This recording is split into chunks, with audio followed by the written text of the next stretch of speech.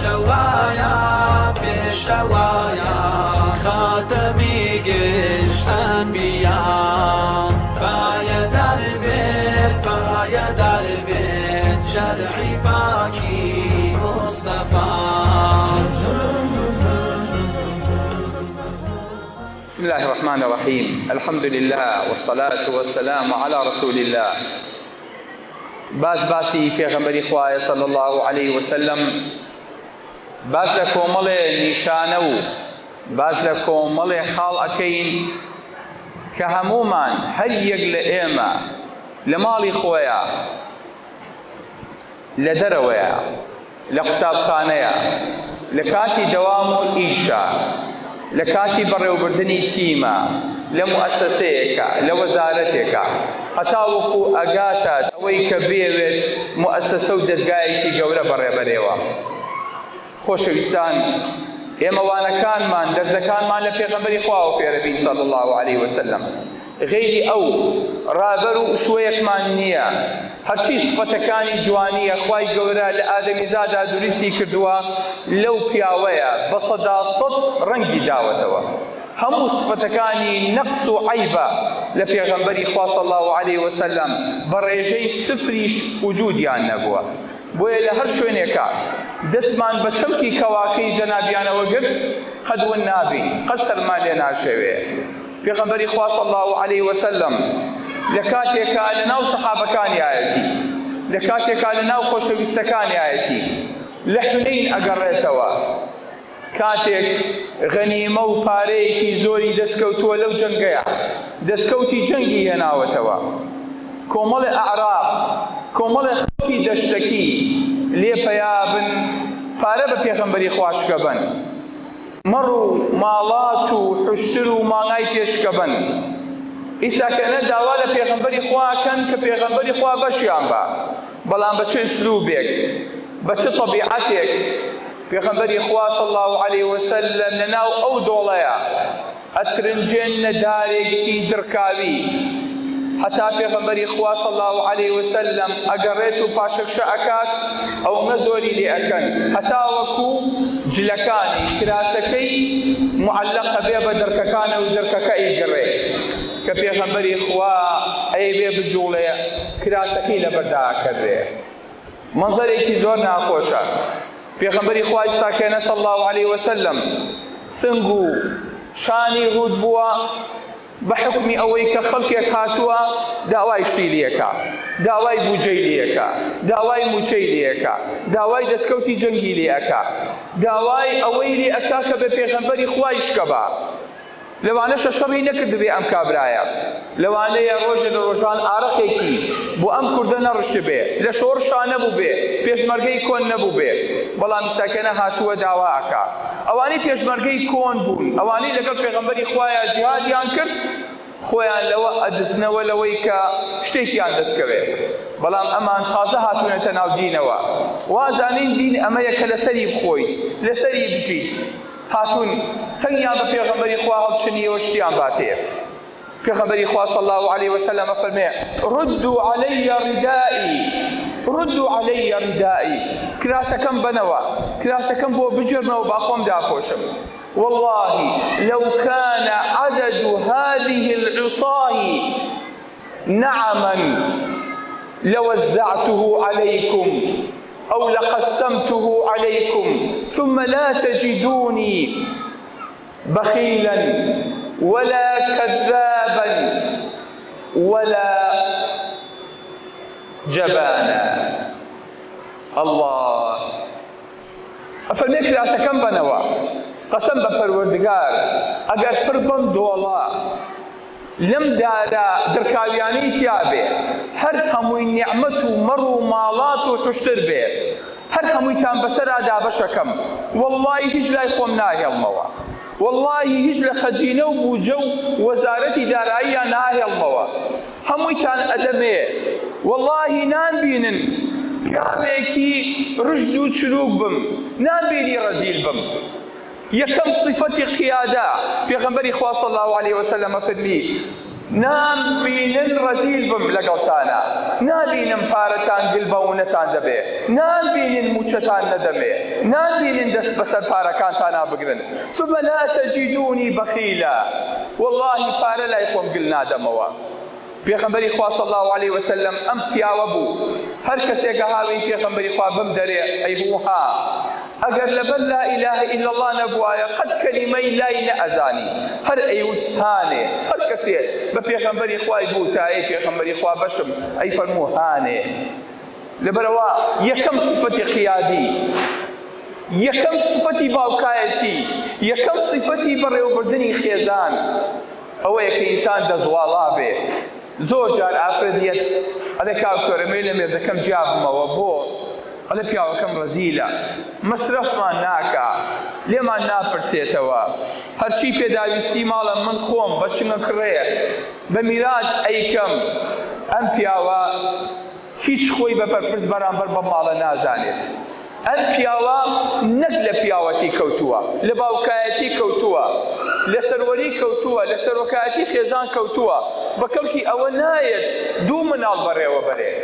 لەبەرەوە سەرکردا بێ بەخشندە بێ، ئەبێ بەخشندە ملکەچکە لە ئاستی موچەخۆری خۆی، سوراحی سەرفری و دێنێ لە بۆ پیاڵە کە تێکا بۆی، کە ئاوداری لەسەر سەر ڕاگرتووە دەیزانێکی تایە لە لای لەنگە پەروەردەی لقمکە گەورەی وایە، بڵێ گەورە نابێ خۆی لەسەرەوە بێ خەڵک نقمکە، گەورە نابێ خەڵک کا بە دارچەق و خۆی پێی بڕوە، گەورە ئەبێ گەورە بێ، سەرکردە ئەبێ سەرکردە بێ. ئەم سیفەتانەمان ئەگەر بزانیایە قەت لە ماڵی خۆمانە تووشی کێشە نەئەبووین. منداڵ بیزانیایە باوکی ئەو پارەی کە هەیەی لەوا سەر پێکات لێی ناشارێتەوە، کوناوکونی پێ ناکا، لە سیارەکەیە هەڵی ناگرێ، لە شوێنی ترا مەسرەفی ناکا، لە بانکا ئیداعی ناکا. دڵی بە باوکە خۆش وایە ئەم باوکە وەکو پێویست ناڵێ پێی هیچی بە هیچ بێت، وەڵڵی هەتا وەکو ماوە هەر وەکو مناڵ لە بەردەستی ئەمێنێتەوە. بۆیە ئەو باوکانە، ئەو مدیرانە، ئەو سەرکردانەی کە دەست لە خواردەستی خۆیان ئەکێشنەوە، یاخود وەکو پێویست موچەیان نادەنێ، یاخود چاویان لەو پارەیە کە موچە خۆ دێگرێ، قەت نابن بە گەورە و قەت نابن بە سەرکردە، خۆشیان گەورە بن ئەقڵیان گەورە نابێ. بۆیە پێغەمبەری خوا صلی الله علیه وسلم فەرمێ ثم لا تجدوني بخیلا، قەت نابینن ئینسانێکی ڕژ بم. جارێکیان جابری کوڕی عەبدوڵڵا بۆمانە ژێڕێتەوە. جابری کوڕی عەبدوڵڵا یەکێکە لەو سەحابانەی کە دوای ئەبوو هورەیرە زۆرترین حەدیسی لە پێغەمبەری خواوە ڕیوایەت کردووە. جابر ئەفەرمێ ئەگەڕایەوە لەگەڵ پێغەمبەری خوایە صلی الله علیه وسلم، منیش فەقیر بووم، حوشترێکی لە ڕوو لاوازم پێ بوو، حوشترەکەم ئەوە دوا کەوت هەتا وەکو هەموو سەحابەکان بەجێیان هێشتم. کەس لە دوامەوە نەما، وەختێکم زانی سوارێک هاو بەلامە، وتیەوە چێیە؟ وتم جابری کوڕی عەبدوڵڵام ئەی پێغەمبەری خوا. وتیەوە بۆ ناڕۆی، بۆ نایی بەڕێوە؟ وتم ئەی پێغەمبەری خوا بینی حوشترەکەم ناڕوا و لە ڕوو لاوازە. فەرمی ئەدەی دارێکم بەرێ. فەرمێ دارێکم مایە و فوویەکی پیا کرد و هەندێک دوعای بەسەرا خوێن، ئەنجا دارەکەی کێشا بە قاچی حوشترەکەیە. ئەڵێ حوشتر وەکو ئەوەی کە بازینی محەسەنێ تێکرد بێ فڕی حوشتر اینجا کەوتە پێشی هەموو سەحابەکانەوە، جڵەوەکەیم گرتە بوو بۆ ئەوەی کە ڕانەکات هەتا وەکو لە پێغەمبەری خوا دوور نەکەمەوە. فەرمێ من و پێغەمبەری خوا پێش هەموو خەڵکەکە کەوتین. پێغەمبەری خوا صلی الله علیه وسلم فەرمووی جابر بۆ ئەم حوشترە دوایە؟ وتم ئەی پێغەمبەری خوا خۆ دەزانی من پیاوێکی فەقیرم. فەرمی ئەی بۆ پەلەتە؟ تیاخەری پێغەمبەری خوا تازە زاوام و تازە ژنم هێناوە، پەلەمە بۆ ماڵەوە. فەرمی کچی هێناوە یان بێوەژن؟ فەرمی وەڵا بێوەژنم هێناوە. فەرمی بۆچی بێوەژنی هێناوە؟ ئەلا ذیکرن تلاعبها وتلاعبك وتضاحكها وتضاحكك. باکشێ بووە یاری لەگەڵ کردایە، دەستباتی لەگەڵا کردایە، ئەویش بە هەمان شێوە لەگەڵ تۆیە. وتی ئەی پێغەمبەری خوا لە کاتێکا کە ئوحود هات باوکم خۆی پێچایەوە بۆ جیهاد لەگەڵ جەناب بکە شەو وەسیەتی بۆ کردم وتی کوڕم ئەم جەنگە ئەبینم باوکی تیاچێت باوکی شەهید دەبێت تایە منیش دوای پێغەمبەری خوا لە تۆ خۆشەویستترم نییە ئەی جابر تۆ کوڕی تاقانەی منیت کۆمەڵی خوشکە بەسەرەوە بەجێڵم لەگەڵ کۆمەڵی قەرزە ئەگەر من مردم قەرزەکانم بۆ بەرەوە ئاگاشت لە خوشکەکانە بێ ئەلێ کە باوکم لە ئوحودا وەفاتی کرد خوای گەورە ڕاستەوخۆ قسەی لەگەڵا کرد عەبدوڵڵا ئەو پیاوە بوو کە خوای گەورە پێی فەرموو عەبدوڵڵا داوام لێ بکە فەرمی ئەی پەروەردگار بمجێڕەوە بۆ زەوی فەرمی گەڕانەوە نییە فەرمی باشە بە خەڵکەکەی خۆمان ئەڵێم خوای گەورە چ کەرامەتێک و ڕێزێکی لێک گرتووین فەرمی من خۆم پێیان ئەڵێم خوای گەورە فەرمی ولا تحسبن الذين قتلوا في سبيل الله أمواتا بل أحياء عند ربهم يرزقون ئەمە قسەی چێ بوو ئەمە داواکاری چێ بوو ئەمە داواکاری باوکی جابر بوو کە لەگەڵ پێغەمبەری خوایە شەهید ببوو تی باوکم کۆمەڵێ قەرز و کۆمەڵێ خوشکی بەسەرا بەجێهێشتم منیش حەزم نەکرد کچێکیان بۆ بێنم لە تەمەنی خۆیان نابێ حەزم کرد ئافرەتێکی بێوەژنی قەیریان بۆ بێنم ئەگەر هەر کەسێکیان قژی ویست شانەی کە پینەیەکی هەبوو پینەی جلەکانی بکە حەزم کردێ بە دایکێ بۆیان لەبەرەوە من خۆم کرد بە زەحیە بۆ خوشەکانم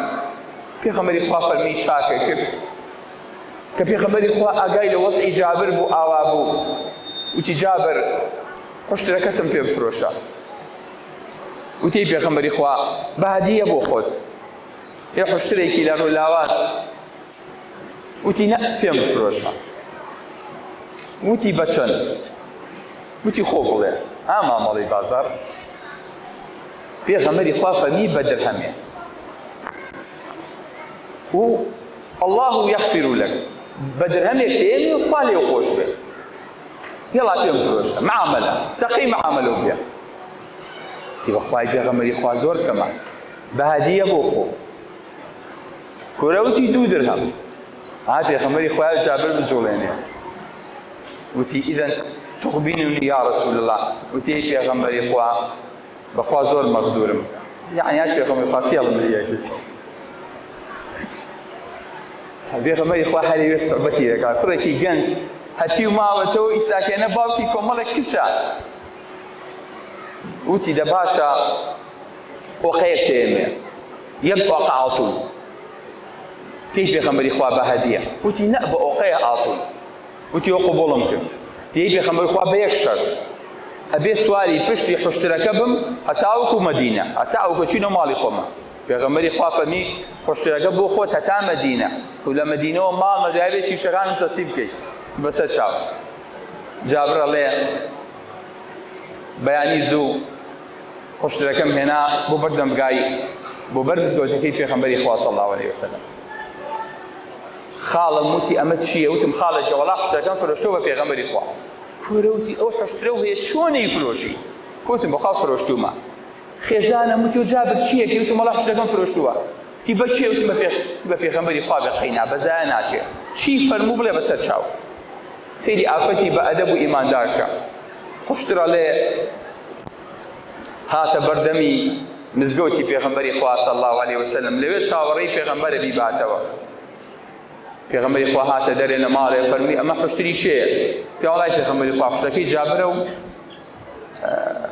تی جابرە و چێ وتی وەڵای پێغەمبەری خوا ئێمە ڕێ نەکەوتین حشتەکە لێ نەکەوین فەرمی جابر بڕۆ لەگەڵ بیلالە تی جابر حشترەکە و بەرەوە و ئۆقەیەک ئاتونیش بەرە لەگەڵیان واتە پارەی حشترەکەش بەرەوە حشترەکەش بۆ خۆ پێغەمبەری خوا ئەم کەسایەتی و شەخسیەتە بوو هەرچی لە گیرفانی خۆیان بوایە نێهێشتەوە ئەی بەخشی بە سەحابەکان ئەی بەخشی بە دەوروبەری خۆی ئەی بەخشی بە فەقیر و نەدار و بێوەژن پێغەمبەری خوا خومسی هەبوو لە هەموو دەستکەوتێکا لە سا 5 لە سا 20 بۆ پێغەمبەری خوا بوویەواتە لێک لەسەر 5 بەڵام هیچی بۆ خۆی لا نادا ثم لا تجدوني بخيلا قەت نابینن پێغەمبەرەکەتان ڕژ بێ.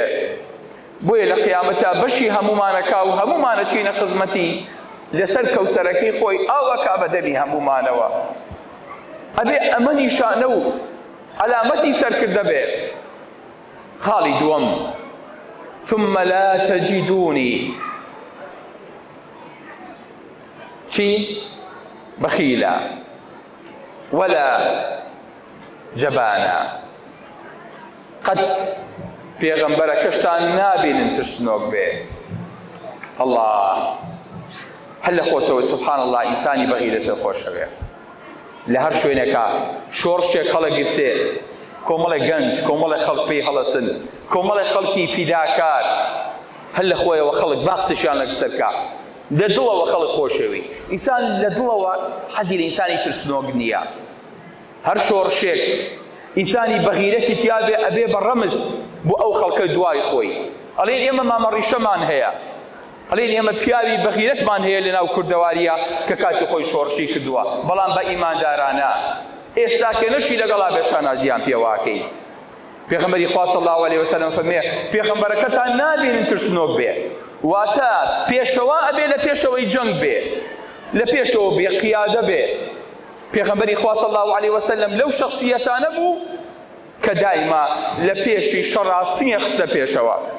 بڕای کوڕی عازب ئەفەرمێ لە کاتێکە چین بۆ حونەین چین بۆ سەقیف ئەفەرمێ ئێمە بەیانی زوو بوو لە مەکەوە بەڕێکەوتە بووین بۆ تائیف، ئەوە ئەڕۆیشتین بێخەم بچین تائیفی ڕزگارکەین. ئاگامان لە خۆمان نییە کەوتینە ناو بینی دوو شاخەوە، دووڕیانێ بۆ ڕێگەیە بوو ئیلا ئەبوایە بۆ ڕێگەیە ئێمەش بێخەم. پێغەمبەری خوا صلی الله علیه وسلم لەسەر باجیرێ بوو. باجیر بەغل توانای ڕایکردنی نییە، توانای خۆشاردنەوەی نییە.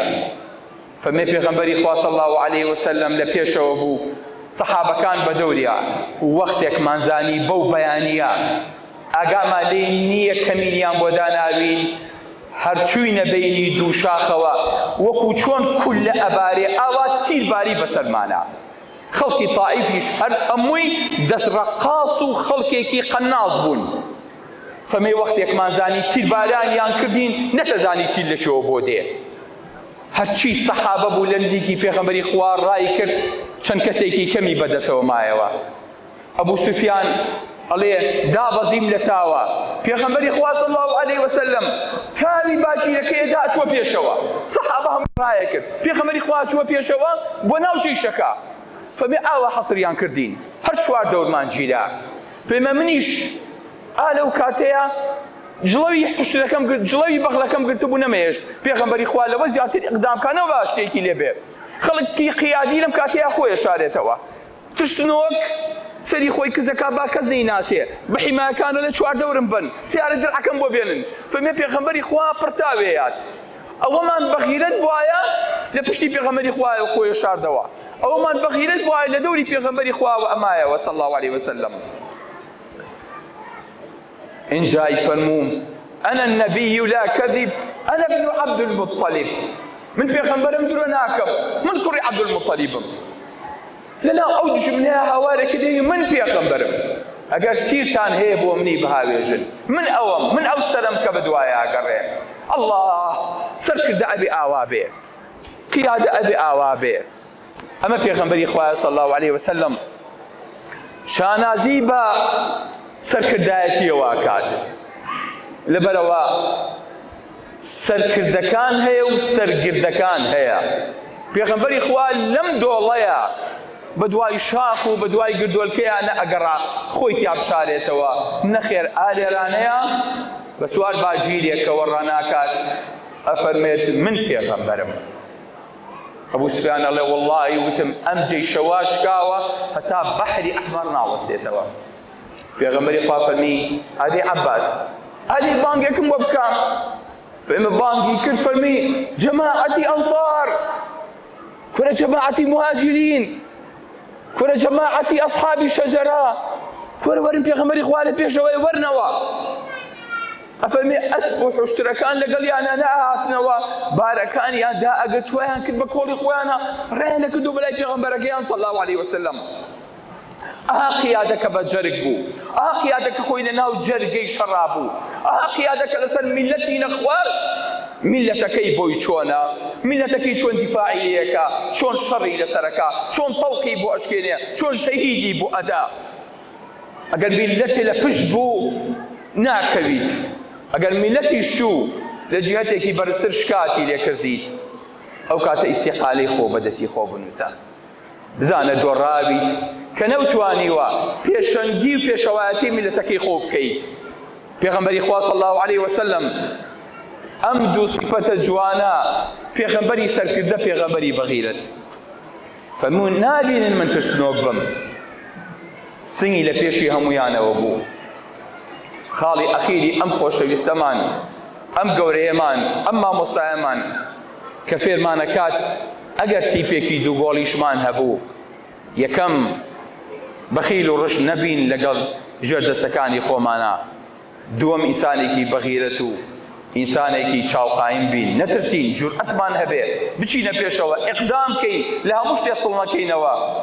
خاڵی سێیەم ثم لا تجدوني كذابا، قد نابینن درۆ بکەم. الله ئەمە بوو بە درێژایی تاریخی پێغەمبەری خوا صلی الله عليه وسلم. یەک کەس درۆیەکی لێ نەبیست، بۆیە پێش پێغەمبەرایەتیش صادق الئەمین بوو.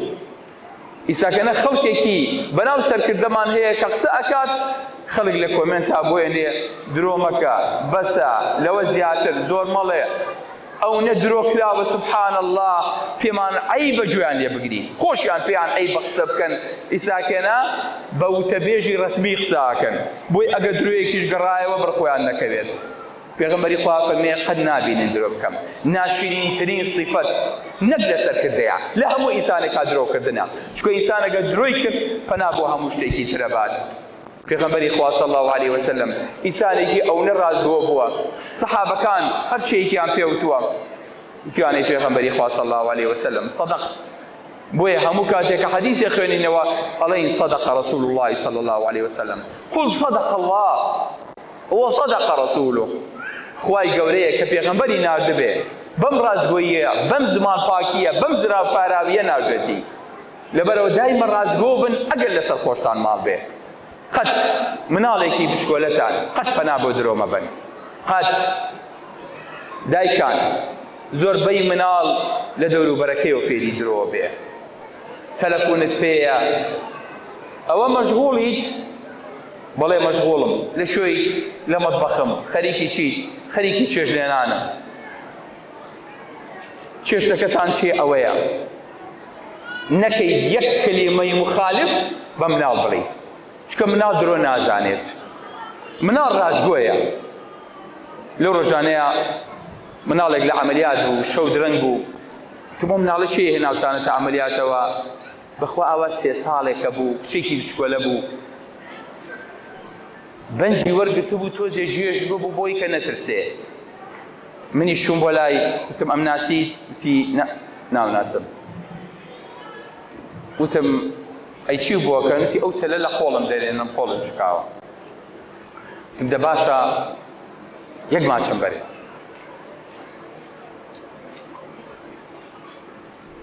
تی ماچ نایە، کۆڵەکەم کچیەک، باوکە چاک، دایکە چاک، ماچەکەم بەرێ. بخوا ماچ نایە. تم بۆ یاخە باوکم دێتی ماچ نەیی بە کەس. مناڵێکی بچکۆلە کورە ئاخرتم من مەحرەم و دکتۆرم و مەلام و لە هەمان کاتە ماچێکم بیتێ زەرەر ناکەی. بەخوا تۆزێ شل بوو، وتی یاخە دایی باوکمی زانێ. وتم کاکە ئەو کامێرە و ڤیدیۆ شتانە بکوژێنەوە با ماچێکی ئەم کچە جوانە بکەم، یەک کەسی نەیباتە دەرەوە بڵێ ئەم کچە جوانی لە عەمەلیاتە ماچیان کردووە. باوەڕم پێ بکە ئەوەم بەلاوە سیر بوو، مناڵێکی بچکۆلە بەس پێیان وتبوو ماچ نەی بە کەس. ئا لەوانەیە لێم بوو بە ڕابعەی عەدەوی ماچێکی نایامێ. بۆ حاڵی ئەویش هەر بۆی دڵی بەمەوە نەترسێت، بێتاقەت نەبێت، چکە مناڵ عادەتەن پێش عەمەلیاتەوە بەتەنیا ئەگری، پێم سیر بوو ناگریا.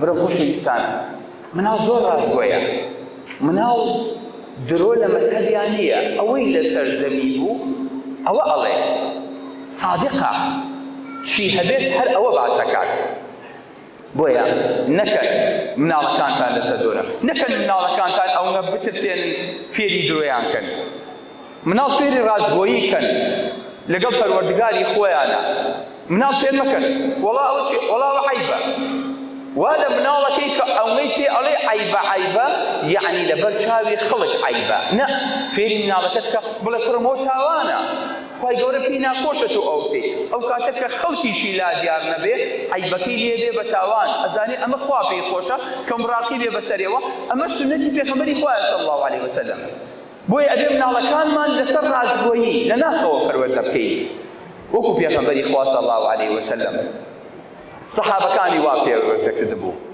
ئەو سەحابانەی کە حەدیثیان لە پێغەمبەری خوا جێڕایەوە هەر هەموویان عدول بوون هەر هەموویان سەحابەی صادق بوون نەک پێغەمبەری خوا خۆی صلی الله علیه وسلم سبحان الله یەک منظر بێنە بەرچاوی خۆت لە کاتێکا پێغەمبەری خوا صلی الله علیه وسلم لە ئیسرا و میعراج دەگەڕێتەوە ئەلەم کاتەیە لێ پرسی ئەبوو جەهل ئەلێ محەممەد خەبەری تازە هەیە ئەڵێ بەڵێ ئەم شەو چوون بۆ بەیت المەقدس و گەڕامەوە ئەڵێ هەرەونا ئەڵێ بەڵێ پێشنوێژین بە پێغەمبەرەکانیش کرد لە مزگەوتەکەیان لەگەڵیان کۆبوومەوە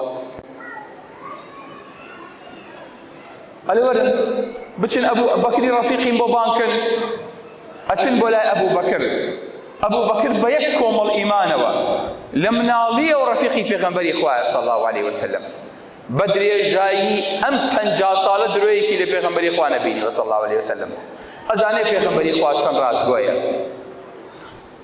ئەچن دەوری ئەبوو بەکرێن ئەڵێن ئەبوو بەکر هەواڵی ڕەفیقەکەت دەزانیت ئەڵێ نە ئەم شو ئاگام لێ نەبوو چی ڕوویاوە خۆی چی خراپی توش نەبوو پێغەمبەری خوا بمنا نا بەس ئەزانین چی ئەڵێ ئەڵێ نەخێر ئەڵێ تۆ قەت چی بووە بەیت المەقدس و بۆ فەڵەستین و بیتەوە ئەڵێ بەڵێ من تاجرم بە مانگە چین و بە مانگ دێنەوە ئەڵێ ئەی ئەڵێ چی ئەگەر محەممەدی ڕەفیقێ ئەڵێ ئەم شەو چوون بۆ بەیت المەقدس و هاتووشمەتەوە ئەبوو بەکر بێدەنگە یەکێکی تریان هەڵەیاتێ ئەڵێ لەوە خۆشترێ پێ بڵێم ئەڵێ لەگەڵ پێغەمبەرانی شاکۆ بوومەتەوە لەو خۆشتریشی پێ بڵێم ئەڵێ پێشنوێژیشم بۆ کردوون ئەجا نوێژێ پێغەمبەر بیکا لەگەڵ پێغەمبەران نابێ و کۆ بێتەوە لە بەیت المەقدسا و ئێمە مانگێکە چین و مانگێک گەینەوە هەوە لە یەک شەوا من چووم هاتوومەتەوە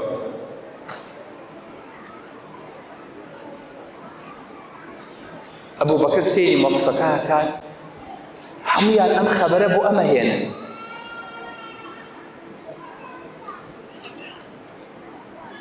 ئەڵێ إني لأصدقه لأبعد من هذا فما من باور بمحمد كم بوزور لما دورتر أو لساتك خبري آسمان بو هينيتو وأقريتو بوحي بليتون بو آسماني شو هاتو متوهد باوري فيكم كشتا نازاني شو آسمان في غبي صلى الله عليه وسلم سيدي دلي أبو بكر كا أقر بلي لو دورتريش هل باوري فيكم من باوري فيكم خبري آسمان وحي بوينيتو ليك ساتا إن جاء قول مشهور كيف فمي إن كان قال فقد صدق أجر أوفر مو بيتي راسك الله أما دروش ما أجر في غنبري خواب فرمي راسك هر حديث كان بيني صحيح بو لفي غنبري خواب ذاك وتبو بلين إن كان قال فقد صدق أجل في غنبري خوا فرمو بيتي راسك أما شعاري إيه وبيه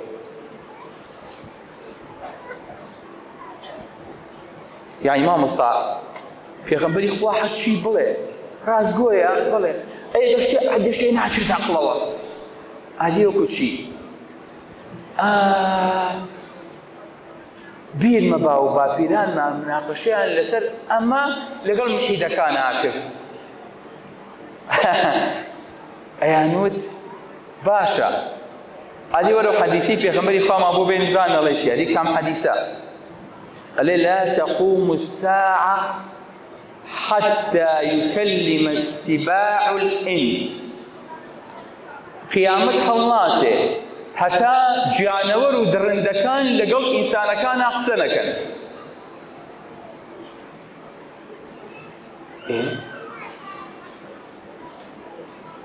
هەتا بۆ مامۆستا گیانەوەر قساکە سبحان الله هەتا ئەم دواییە نەیان نەزانی عالەمێکی تر هەیە پێوتی عالەمی گیانەوەر بە هەمان شێوە لەگەڵ ئینسان و لە بینی خۆیانە قساکەن. ئەم عالەمە عالەمێکی سەربەخۆیە کە پێغەمبەری خوا صلی الله علیه وسلم فەرمێ قیامەت هەڵناسێ هەتا وەکو حیوانات لەگەڵ ئینسانە قسە ئەکات. ئەگاتان لێی بێ ماوەیەکی تر جیهازێ بۆ حیوان دروست دەکرێ بۆ ئاژەڵ و درەندەکان دروست دەکرێ چۆن سەوتی من ئیساکەنێ یەکسەر ئەتوانێ بکرێ بە عەرەبی و بە ئەنگلیزی و بە فەڕەنسی ئەکرێ سەوتی حیوانیش ڕاستە و خۆ لەگەڵ ئینسانە قسە بکات. بۆ ئەمڕۆی تەکنۆلۆژیای ئەمڕۆ هیچ نییە. ئەفەرمێ حتى يكلم الرجل عذبة صوته ونعله بما فعل أهله بعده. ئەفەرمێت پیاو ئەچێتە دەرەوە کێتە ماڵەوە قامچەپی ئەگرێ بەدەستەوە نعلەکانی قسەی بۆکەن. ئەگەر 20 ساڵ لەمەوە پێش ئەم قسەیە بکرایە بابە وەرە بزانم پێغەمبەری خوایە فەرمێت پیاو ئەڕواتە دەرەوە سقەی بە خێزانی هەبێ یان نەبێ لە زەمەنی فیتنە و سۆشیال میدیا و تاوان و زۆربوونی علاقەی بینی پیا و ژنە وای لێ دێ پیا و سقەی بە هیچ نامێنێ ئەگەڕێتەوە سێری نەعلی ژێر پێی ئافرەتەکەیەکە کە پێی چۆ بۆ حەمام و پێی چۆ بۆ مەتبەخ و پێی چۆ بۆ دەرەوە بەردەوام لەگەڵیا بووە هەنگاو و GPS-ەکەی بۆ دیاریەکە لۆکیشنەکەی بۆ دیاریەکە لە چۆ بووە وە قسەکەشی بۆ نەقڵەکە کە چی کردووە. ژنەکە لێ پیاوە کە تۆ خەریکی چی ئەوە چییە ئەو نعلە باوشە نعلەکە فڕێیە و ئینجا ويكلمه فخذه بما فعل أهله بعده بۆی ژنەکەی گومانی لێنەکە خامچی و نعلەکە فڕێیە قاچی هەڵەکە و سەیری ڕانیەکە بە کامێرەکە سەیرێکە لە ڕانیە بزانێ خێزانی دوای خۆی چی کردووە. نافەرمێ شاشەیە لە ڕانیە فەرمێ ڕانی واتە شتێک هەیە لە ڕانیە ڕێک ئەخوێنێتەوە کە چی لە ماڵەکەیە ڕوویاوە هەمووشی بۆ ڕیکۆرد کردووە بۆ خەزم کردووە.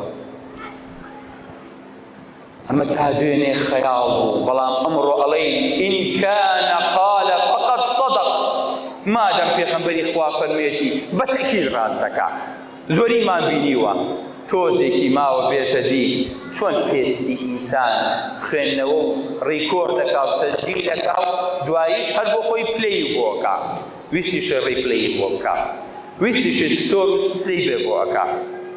ئەمەیە بەڵێ خۆشەویستەکانم کەواتە سفاتی سەرکردە سفەتی باوک سفەتی براگەورە سفەتی هەر کەسێک کە بێوێت خۆی یاخود چەند کەسێ بەڕێوە بەرێت ئەبێ ئینسانێکی یەکەم چی بێت چی بەخشندە بێ دوو بەغیرەت و ئازا بێ جوان سەیەکن لە دەوروبەری خۆتان سێ ئەبێ ڕازگۆ بێ کەسێک کە خۆی هەڵبژات یاخود ویستی سەرکردایەتیان بکە یاخود ویستی دایکایەتی و باوکایەتیتان بکە یاخود ویستی براگەورەییتان بکات یاخود لە هەر پلە و پۆستێکا بوو ئەم سێ سیفەتەی بۆ بکەن بە قیاس ئەگەر تیایان نەبوو بە کەڵکی براچووکیش نایەت نەک بە کەڵکی براگەورەیی هەر کاتێکیش ئەم سیفەتە نەمان لە خەڵکەکانی خۆمانان نەخوێنەوە.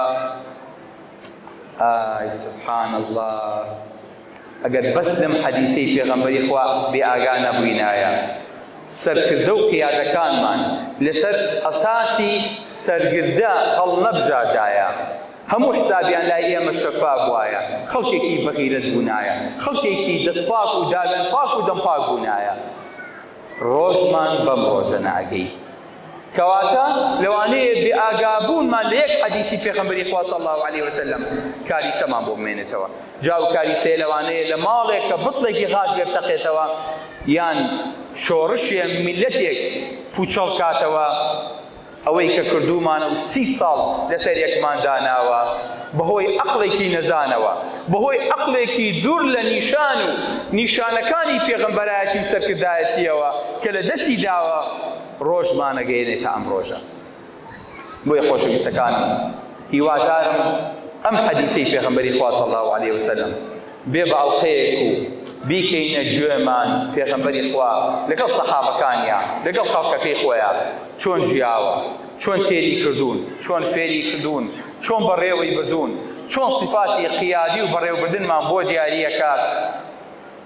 ئەبێ ئێمەش لە خۆمانەوە دەست پێ بکەین، ئینجا دەست بەرین بۆ سەرتر و بۆ سەرتر. ئەگەر ئەمانە چانەکەی ئەم صفەتانە لە خۆمانە ئاوێتەنەکەی دڵنیا بە ئەو تۆزەی کە ماویشمانە لە دەستمانە چێت. پێش ئەوەی کە ئەوە ڕووبات با مراجعەیەکی نەفسی خۆمان بکەین، خۆمان چاکەین، بچینەوە سەر فرموده و فرمایشتەکانی پێغەمبەری خوا صلی الله علیه وسلم، بڵێ ئین کان قال فقط صدق، ئەگەر فەرمووی فەرمایشتە، ئەگەر ئەو بڵێ ئێمە ئەڵێین بڵێ.